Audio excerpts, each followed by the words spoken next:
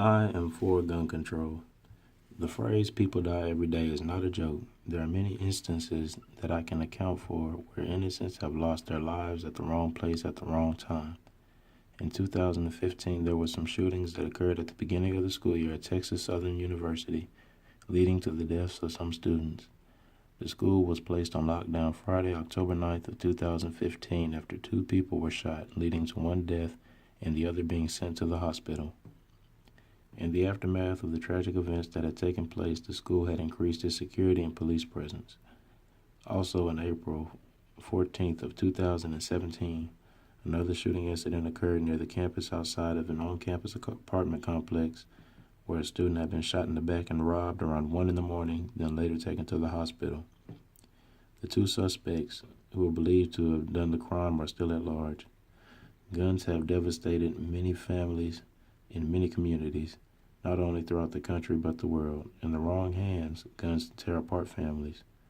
In certain neighborhoods, even children who are playing outside or other innocent bystanders get shot by stray bullets that were never intended for them, as other corrupt individuals may act out of violence towards others in spite of revenge and miss, accidentally killing innocents, never taking responsibility for their actions.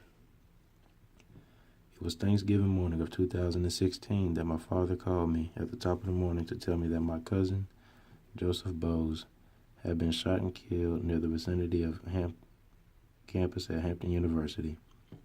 He was the second student to die from gunfire out of 5 that had been shot near the vicinity of Old Dominion University campus since October 16th. As my entire family mourned, I wondered why such an innocent individual had to die for nothing, posing no threat to anyone, simply trying to get his education. He died at the scene near 3:15 a.m., near the intersection of West 35th Street and Killam Avenue.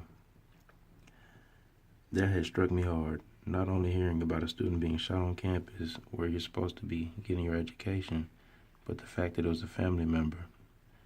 You never expect to have to protect yourself in this type of environment.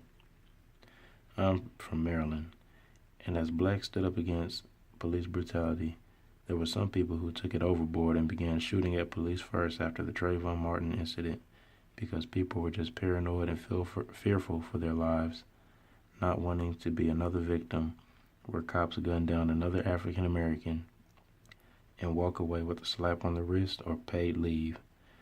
Police are supposed to be here to protect us, not put us down like wild animals. Why are they shooting us without reasonable cause? I do not know. April 28, 2015, for the first time in the history of the Major League Baseball, there was a game played between the Boston White Sox and the Baltimore Orioles, without a single fan in attendance due to the violent protests in Baltimore that were occurring at the time against police brutality. People in Chicago are killing each other with advanced weaponry, having access to guns easily to acquire, and it makes you wonder where they get it from because you cannot purchase automatic firearms in the store.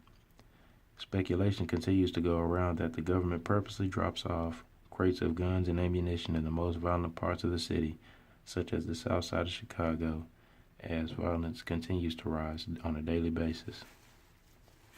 There are too many killings that go on daily in our own country, not even including the casualties that we have overseas at war. So I believe having gun laws are essential here in America, since you cannot stop everyone by telling them what they can and cannot have, as people will still be people and carry firearms, regardless of having a license or not. It was a different era when there were cowboys in the westernization and expansion time because there was not a certain set of chain of command to protect citizens at a large scale, besides having a sheriff and deputy from town to town.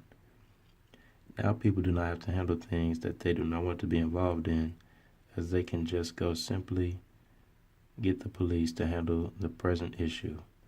It's a good thing the laws have changed to the point where you cannot purchase a pistol until you are 21 years of age and 18 for a shotgun, because the youth that get a hold of the weapons generally become corrupt as they grow up with that violent type of mindset.